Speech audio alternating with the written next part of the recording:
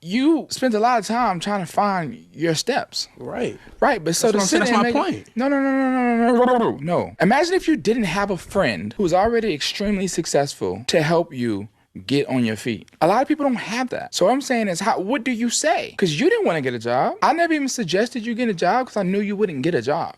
So what do you say to a who like, hey, I see a with a shiny watch. I got a gun, a dusty gun. It's gonna take a shiny watch. You know what I'm saying? What are you telling? I'm not gonna encourage it. You gotta think about people got families. And what I'm telling you is, it's shit you can tell. What? Even if what I'm telling you. Think about yourself. Listen though. Even if then, that's the point I'm trying to make to you, bro. What point? Even if I wasn't doing shit righteous then, older now, so I would not tell it to do anything like I was doing back then, bro. Yeah. But that's what I'm trying to tell you. That's fine, but that's because you've been through years of development, bro. That's the point of it. So I can. That's the point. But think about, remove me from this situation.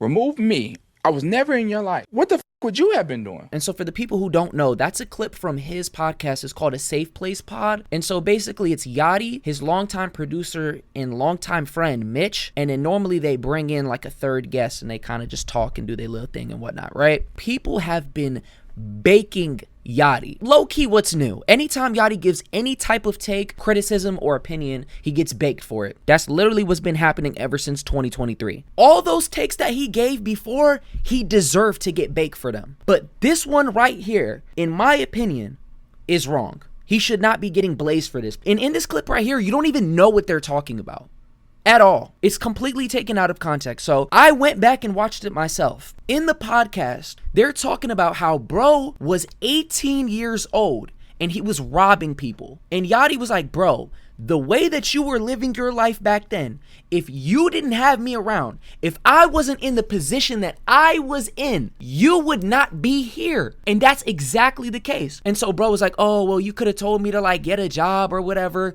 And speaking from personal experience, if somebody's hustling to get fast money, bro, telling them to get a job isn't gonna work. I know so many people who are in a similar circumstance, right? They doing what they can to get money. They work a job and then, they do their little on the side, right? I be telling them, gang, get a CDL, gang, get a blue collar job, gang, go to school, get into tech. There's so many ways to make money, but here's the thing. A lot of the tried and true methods take a lot of time. It takes years on years to work up to that point. Those people don't want to hear that. They want money now. Do you think somebody's willing to work 80 hours and wait 2 weeks to get paid? Do you think that they're willing to work 120 hours? No, there's nothing that you can say or do except give somebody their desired outcome. A lot of those people who are in those paths have to learn the hard way, bro.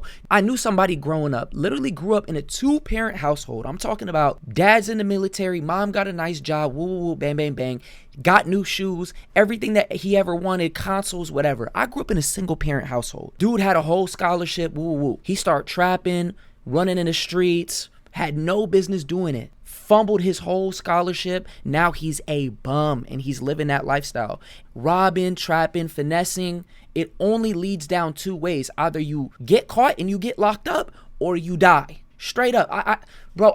Oh my God, I just triggered a memory of somebody that I knew who literally died a few years ago. And he had a job. I used to work at Amazon a few years ago. I had a friend who was literally like that and he passed away, bro. Oh my God, he passed away at 23. You see what I'm saying? And there was nothing that you could tell him. He thought he was hustling, getting money, woo woo, bang, bang, bang. So there's nothing that Yachty could have said or done except put him in a position that would have gave him his desired outcome. So Yachty is right, but people are like, oh, you're saying this on podcasts. Woo. These guys are public figures. I don't think you guys understand. When you are a public figure, you have relinquished your right to privacy. Why do you think these public figures fight so hard, tooth and nail, to have just like 1% privacy? They fight so hard, but you can't. Why? Because you've got blogs and all these people that are trying to figure things out about you. They post anything that happens in your life, they are going to post it. It's what you signed up for when you go into the public eye. Your life becomes public.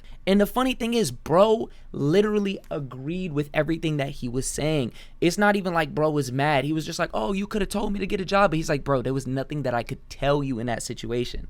You feel me? And so a few hours later, Karrahbooh puts up this tweet where she quote tweeted her own tweet, basically saying, y'all gonna find out why I left Concrete, or something along the lines of that. And then she said, this aged well, which basically implies that that is why she left Concrete. You see what I'm saying? Because Yachty is just an a-hole, and he's a d-bag, and he's just heartless, and he holds things over people's heads. And that triggered Yachty. Bro literally crashed out on his 27th birthday, bro. 27, I know y'all are gonna say unk and all this type of stuff. Gang, you're in the prime of your life, and he just went crazy, completely eviscerated everybody. I'm talking about, he went on live, he's like, I'm canceling the podcast, it's done, because his mans didn't rush to his defense immediately. Mitch, how the fuck you didn't go on the internet and tell these folks that we playing, bro? That tweet got goddamn 6 million views on it. Why the fuck you ain't going there and tell them folks we playing? Man, it's Twitter, bro. You know how they is, bro. You know how Twitter is, bro. You know how Twitter is, bro. Alright, fuck that then, nigga. Fuck the podcast, nigga. Fuck you. And the funny thing is, he ended up coming to his defense. Here's the tweets. He's literally like, bro, this is our banter, woo, this is how we get down, right? And then he just let Karrahbooh have it, bro. The rest of the time, he was just on Karrahbooh's head, completely D1 crash out mode, bro. He's like, yo, you treat people horribly, you call them broke, you treat security bad, you verbally abuse people, you worse than me. That niggas kicked you out cause bullying you? Bro, go ahead and tell people how you talk to people. How you tell my security guy, you ain't got no, you're poor, and we above you, and how you talk to people like they nothing. You talk to people like they small, like they beneath you. But you was washing tables. You was waiting. What are we talking about, nigga? I changed your motherfucking life. And you on here lying, talking about some we bully you? That shit got me fucked up, bro. What are we even talking about, bro? You don't even do nothing. But you was washing tables. You was waiting. What are we talking about, nigga? I changed your motherfucking life. And you on here lying, talking about some we bully you? That shit got me fucked up, bro. Then he goes on to say, I wrote every bar, and then pulls up the voice memo of the On the Radar freestyle. He's like, I structured it to where you rapped at the end. I added the 808s in there so that it would create intrigue and people would be interested in you and say, who's that girl? I put you on. If it weren't for me, you would be a server. I paid your bills. You stayed with me. Woo, woo, woo. And don't go on the internet and act like I'm bullying you, bro. I've been nothing but loving and caring and paid your bills and gave you money and took you around the world. And nobody would even know who the fuck Karrahbooh was if it wasn't for me. What are we talking about, bro? What the fuck are we talking about, bro? I wrote that fucking verse when we went on the radar. I put you last on purpose so everyone would say, who the fuck is that girl? I slowed the beat down. I put 808 specifically on your verse. So when it got to your part and the beat dropped, everyone would be like, oh, the girl is the craziest one. I wrote that verse the night before we even went on the radar on my phone. Bro, I got the voice, I got the fucking reference. What the fuck are we talking about? You ain't never wrote a song in your life. That's why ain't no music came out since you been left. Cause you ain't got no music. Cause you can't rap.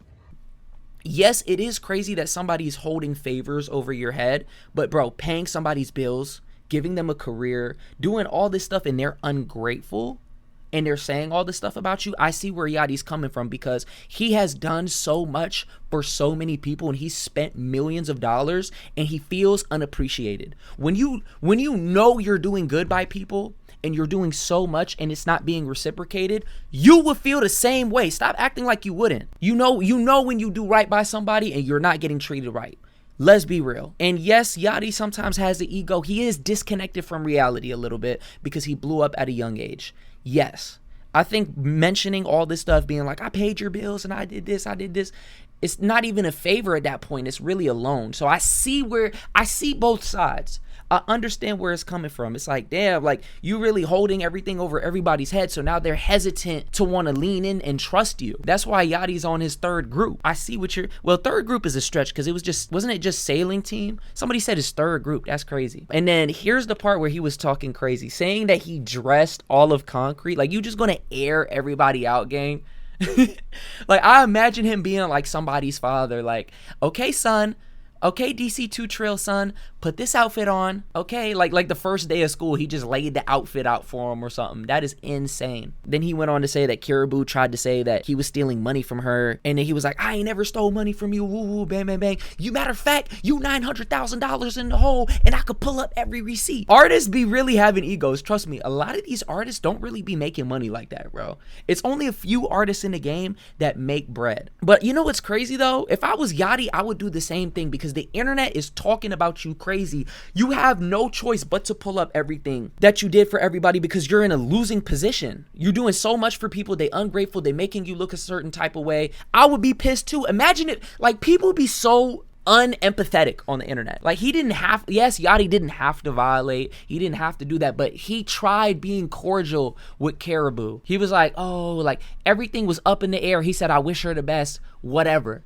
And now it's like Karrahboo's in a situation to where she kind of has no choice but to go back to Yachty. I'm not gonna lie. Either she get a new writer and a new stylist and goes in a whole different direction, which might nuke her fan base, or she got to go back to Yachty. That's literally it. It's no other choice. And I see her coming back eventually, because when you get put on by somebody, you are an extension of that person. She's not really established yet. The only songs that I can think of by Karrahbooo that I know off the top of my head was that one Christmas Concrete song, and then the On the Radar freestyle.